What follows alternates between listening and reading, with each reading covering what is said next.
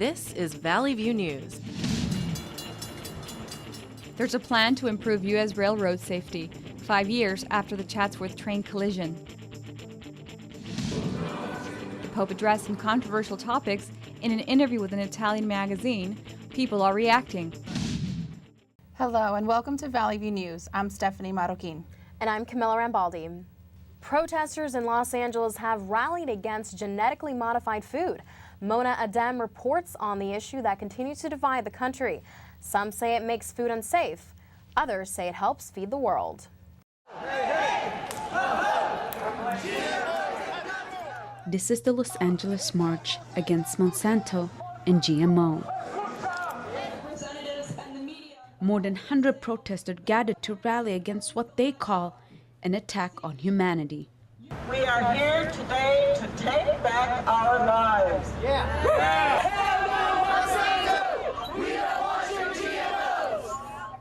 But what exactly does the term GMO stand for? Genetically modified organisms, or GMOs, are plants or animals whose genetic material has been altered. With the exception of fresh fruit and veggies, GMOs are present in more than 60% of foods on USA supermarkets. Simone Frame says it's people's basic human right to know what they are eating. And what we're putting into our kids' bodies and our families' bodies. And I believe that there are big corporations like Monsanto who are trying to intentionally keep us from knowing that. Lily Copeland came to the rally with a specific message to President Obama. I am 11 years old. There are many millions of kids my age and younger in this country whose future lives you are stealing by pushing Monsanto. Our kids will have no clean food if you do not stop. Our kids will most likely have broken guts, organ failure, and fatal cancers if you do not stop. The controversy surrounding GMO has existed for a while. The seed company Monsanto makes the argument that genetically modified seeds not only help agriculture, but also farmers. Some scientists make the argument that farmers have always altered with food, but that consumers have never really known the difference. They also make the argument that genetically modified food items such as rice could actually help end world hunger. Sandak Basu, a biology professor at Cal State Northridge, says the use of biotechnology helps us identify good genes. So basically what we are doing is, in traditional breeding, we are using one line and crossing it with the other line. That is a traditional breeding. And in biotechnology, we are pinpointing one gene and taking the gene from one plant and putting into other. While Basu does not support corporate profit, he believes science is the answer to end world hunger. It's a tool in the toolbox. If we let this process flourish, there is a chance that we can address the hunger in the developing countries. The spokesman for Monsanto said via email that the company is making a contribution to improving agriculture by helping farmers produce more from their farms. Evie King was one of the main speakers during the rally. Monsanto has got the money. We don't have the money, but we've got you! King, who was born into farming, opened up the Learning Garden in Venice 10 years ago. He grows everything from salad, tomato, eggplants, and red chilies. King says GMO is a war against nature we simply cannot win. Over the years, they've consolidated the seed market down to very few varieties. The very few varieties, then, leave you susceptible to crop failure.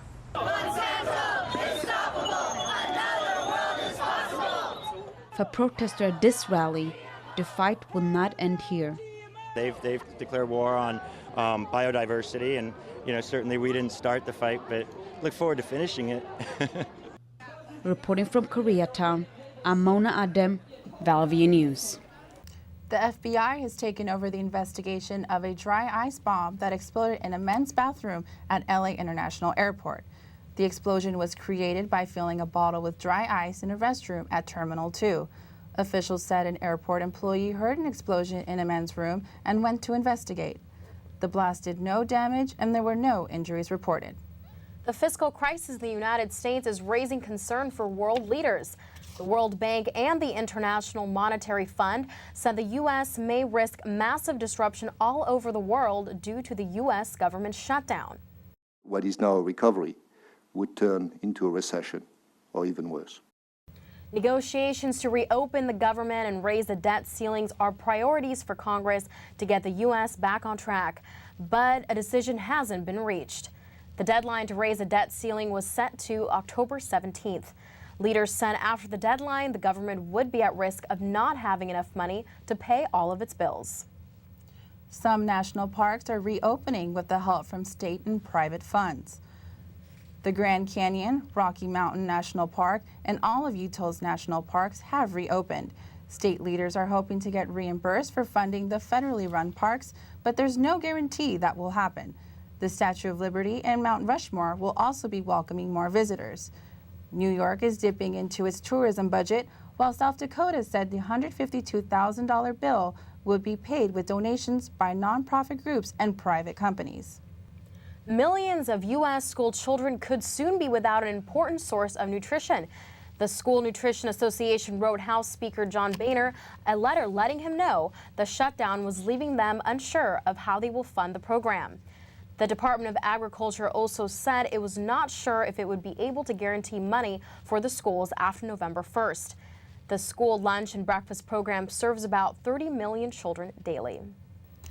After the 2008 Chatsworth collision, railroads are building an anti-crash system that some say is the biggest change in the railroad industry. Valley View News reporter Jade Jenkins has more on the story. United States railroads are seeking an extension for installing an anti-collision system.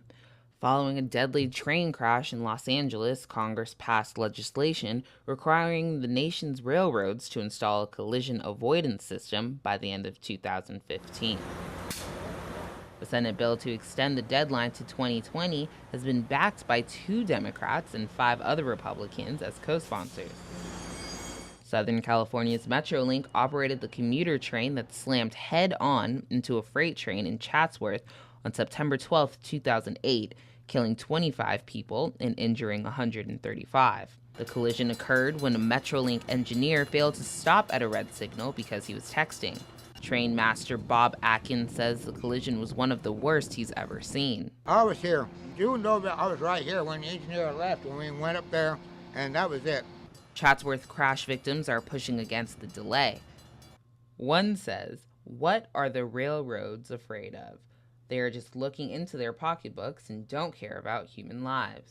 Officials for Metrolink say that they are on schedule for the deadline set in 2008.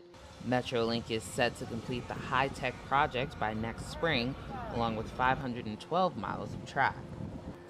The commuter railroad averages about 42,000 boardings a day and serves 6 Southern California counties. It has made steady progress in building the safety technology. The system will have 20,000 antennas installed along tracks to transmit signals for trains to slow down or stop if engineers miss signals. The agency plans to spend about $210 million on the project and is working with Union Pacific and Burlington Northern Santa Fe Railroad Company. In Northridge, I'm Jade Jenkins for Valley View News. Many people are still talking about the statements Pope Francis made to the Italian magazine called Jesuit. Valley View News reporter Rosie Chavez went to speak to Los Angeles area Catholics.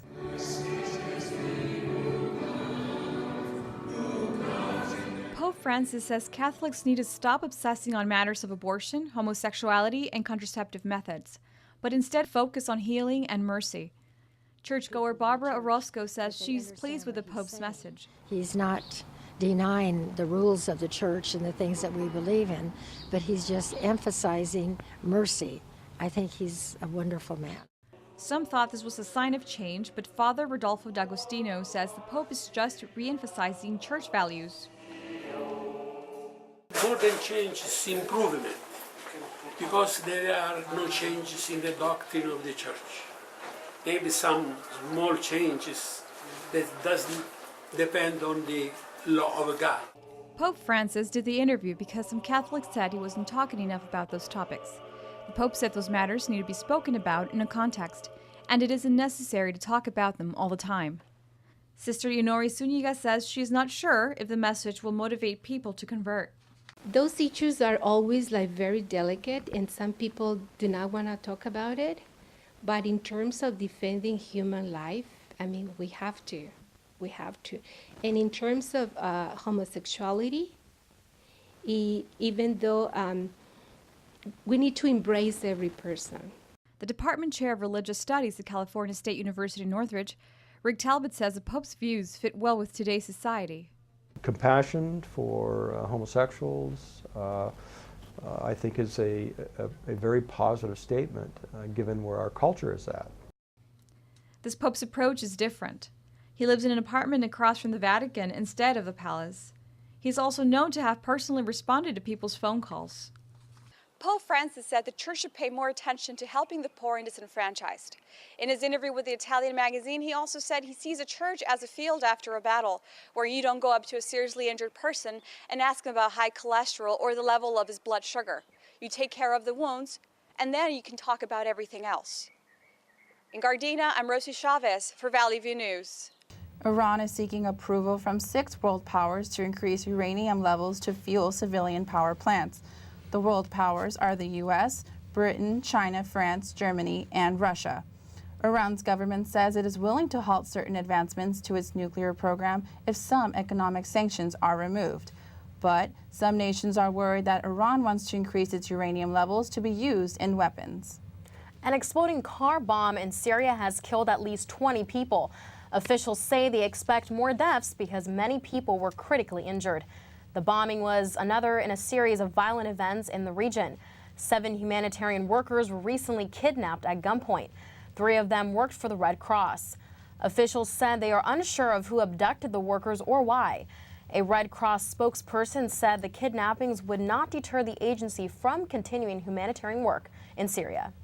Israeli Prime Minister Benjamin Netanyahu says he is ready to reach a peace agreement with the Palestinians. Sources say the Palestinians are aware of this, but question his commitment. Netanyahu has given no signs that any progress has been made during his speech to the parliament. In the same speech, he asked that the Palestinians compromise on several issues. These include the recognition of Israel as a Jewish homeland and a pledge to hold a national vote on any agreement. The Palestinians seek to secure the West Bank for their future state, but Netanyahu rejects a full withdrawal from the West Bank. This will be the first legitimate peace effort between the two countries in nearly 5 years. A group of abortion rights opponents in Palmdale have been critical of a new clinic that opened in the Antelope Valley about a year ago. Brenda Garcia has more on the story. The 40 Days for Life campaign has launched for the second time this year in the Antelope Valley. It promotes fasting and peaceful activism to help end abortions, but not just in America, all over the world as well. The pro-life movement first started in Texas in 2004. Since then, there have been several more protests in other countries, including Canada, Australia, and Denmark. Pro-life activist and leader Lamar Hagan says their goal is to shut down the local Planned Parenthood. Just a year ago, because of the entrance of Planned Parenthood in Palmdale, we needed a response to Planned Parenthood doing their killing business here in our own community, and so I thought that we've got to respond, and so I sent out some messages. Somebody stepped up and registered, and so this is now our 3rd campaign locally. 40 Days for Life kickoff rallies take place twice a year, in the fall and in the spring. But local bystanders say that abortions aren't so bad. I believe that abortion can be something that could stem into stem cell research and whatnot, which can help life-threatening diseases. Think about it, life-threatening diseases, things that can save people's lives. It could either come into the world and grow up with a family that, can't take care of them and suffer the whole time they're living, or, they can choose to, aborted before it even has consciousness. Here at the Planned Parenthood in Palmdale, Right to Life protesters say that their prayers may be getting answered. Glory be to the Father, and to the Son, and to the Holy Spirit. Here today I am praying, and I am trying to help women see that their life and their baby's life is most valuable. A recent study from the Center for Disease Control and Prevention says abortion rates have significantly dropped. The rates have fallen about 5%, the greatest drop in over a decade. God said to save life, not to kill life. That is murder. So whether you're for or against abortions, both pro-life and pro-choice groups agree that one must make an informed decision. Reporting from Palmdale, I'm Brenda Garcia, Valley View News. On our next Valley View, we'll hear more about abortion rights supporters have to say about the protests. Coming up in sports, the Kansas City Chiefs have set a new world record for fan noise.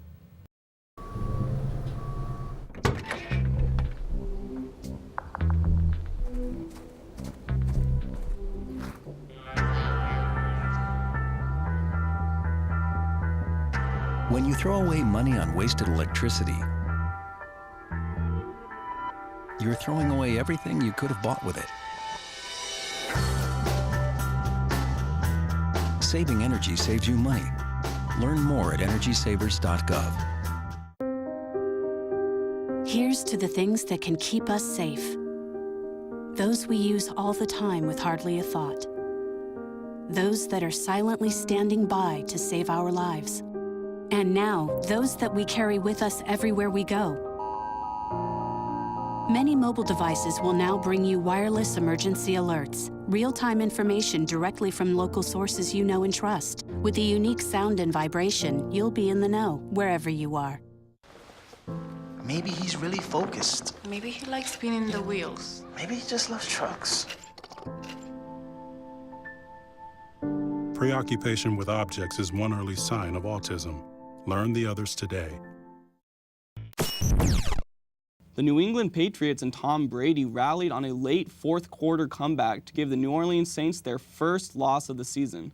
The Patriots were down 27-23 with 1 minute remaining and no timeouts. Brady put together a 70-yard drive, converting on a fourth down and capping it off with a 17-yard touchdown pass to Kenbrell Tompkins with 5 seconds remaining. That put the Patriots on top 30-27.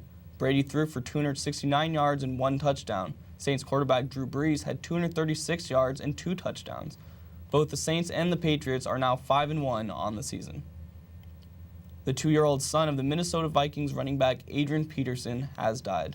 Authorities confirmed the death on Friday at a hospital in Sioux Falls, South Dakota.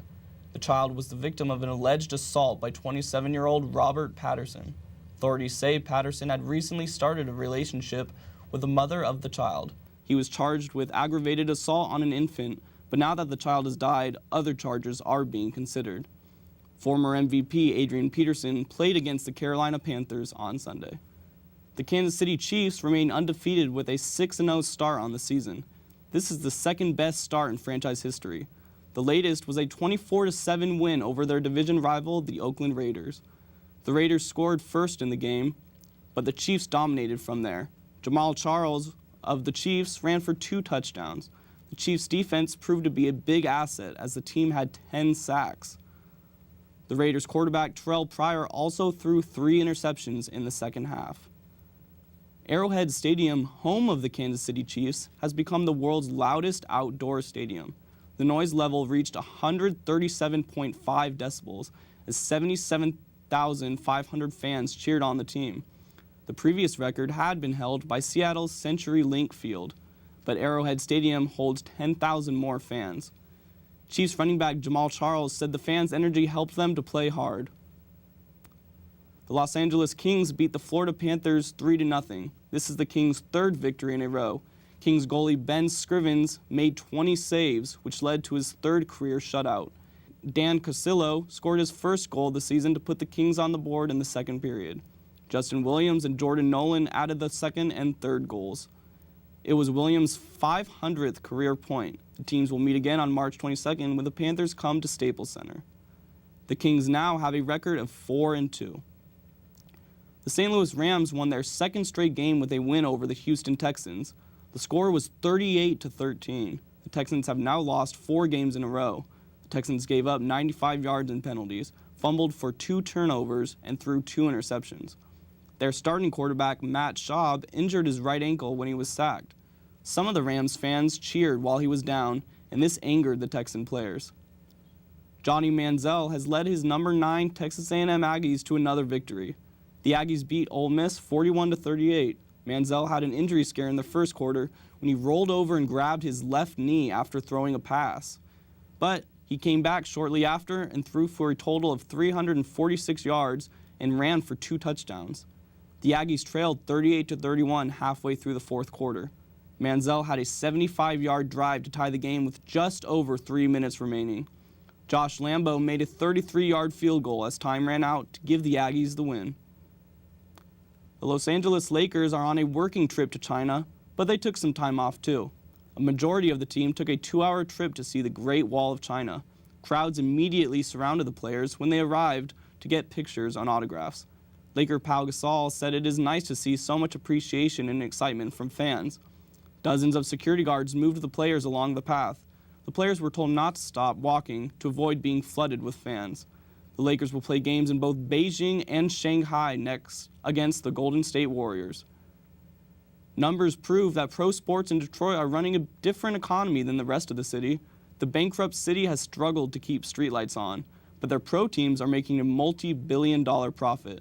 The Tigers have one of the highest payrolls in baseball at $148 million. Their first baseman, Prince Fielder, makes $23 million a year.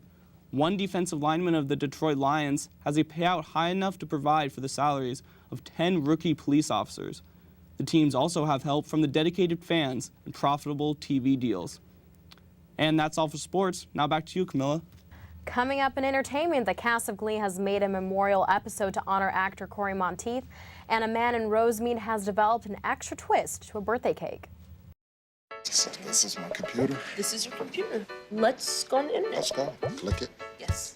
Okay. I cursor in between the R and the E. Pressing dot, I want you to just push the period. She's gonna love me all over again now. That's it. Jamaica, here you go. Here we go. Good job. Thank you. Thank you. And I did it by myself. Feel smarter.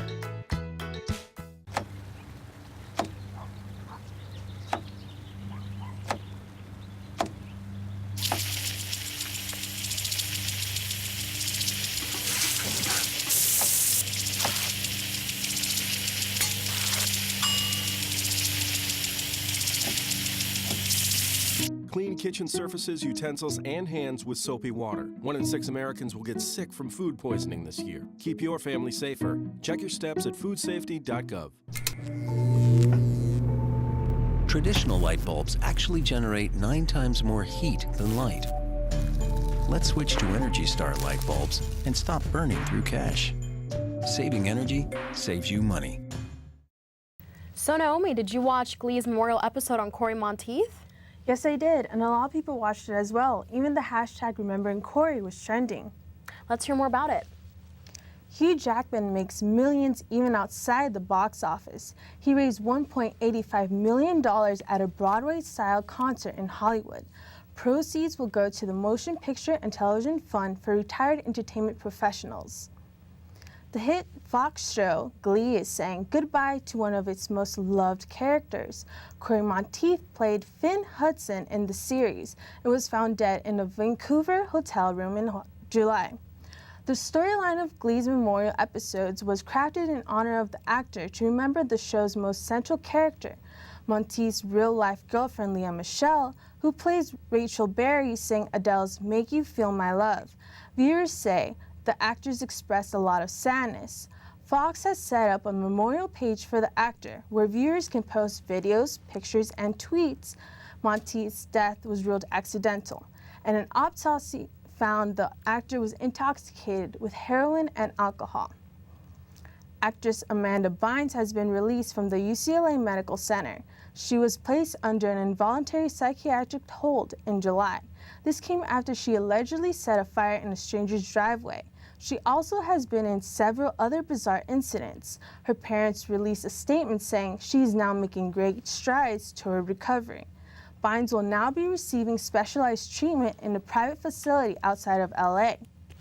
A man in Rosemead has developed an imaginative spin on cakes. The trend is becoming more and more popular. Reporter Daisy Merida has a story. Special occasions are often celebrated with cakes, but here's a twist, literally. How often do you celebrate with the cake in motion? This creative idea was developed by 62-year-old Gary Farron, a retired businessman living in Rosemead, California. Gary has designed a unique yet simple base for animating cakes and bringing them to life. We made it where it's off the ground, 2 inches high to hold the motor, and also where we can actually get our hands around under the cake to turn it on or off.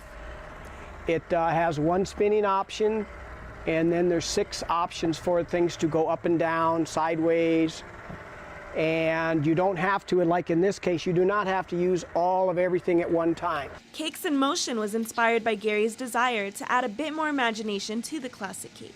My daughter was playing soccer, and I just wanted to make something special for her particular get-together they were having, so I put a soccer ball on a platform. And after the party, that was great, but I thought it would be much better if we had this moving and maybe like we could put it on a cake. Gary's fascination of animating toys have decorated over 100 cakes with life. Gary's base assembly has given him the opportunity to attend events such as the Nickelodeon's Teen Choice Award. His wife, Kathy, has played a major role in supporting his dreams. It was a desire of his heart, so we went with it. As for the future, Gary looks to establish his bases in many bakeries and households to bring that special spark for many occasions to come. This is Daisy Merida, reporting for Valley View News, Northridge. 3 Americans have won the Nobel Prize in Economics. Eugene Fama, Lars Peter, and Robert Shiller have made it possible to better predict a stock's performance. Each did their own research, but the Royal Swedish Academy of Sciences said the 3 laid a strong foundation. They will receive the prize December 10th, which is the anniversary of Alfred Nobel's death in 1896. The Nobel Prizes are named after him. Taylor Swift is having a good month. The pop star has opened an education center at the Country Music Hall of Fame. The center has 3 classrooms, a learning lab, and an instrument lab. The artist has also been named Songwriter Artist of the Year by the Nashville Songwriters Association International. This is the 6th time Swift has been given this honor. An Ohio man is trying to come back to life after being ruled dead decades ago. 61-year-old Donald Miller said he disappeared in the 1980s because he had lost his job and was an alcoholic. His ex-wife says he left because he owed more than $20,000 in child support payments for their 2 children. Miller returned to Ohio in 2005, and his parents had to tell him about his death. Miller is currently trying to reinstate his Social Security number and get a driver's license. That is all for entertainment. Now back to you. Thank you for watching this edition of Valley View News. I'm Camilla Rambaldi. And I'm Stephanie Marroquin. Have a great week.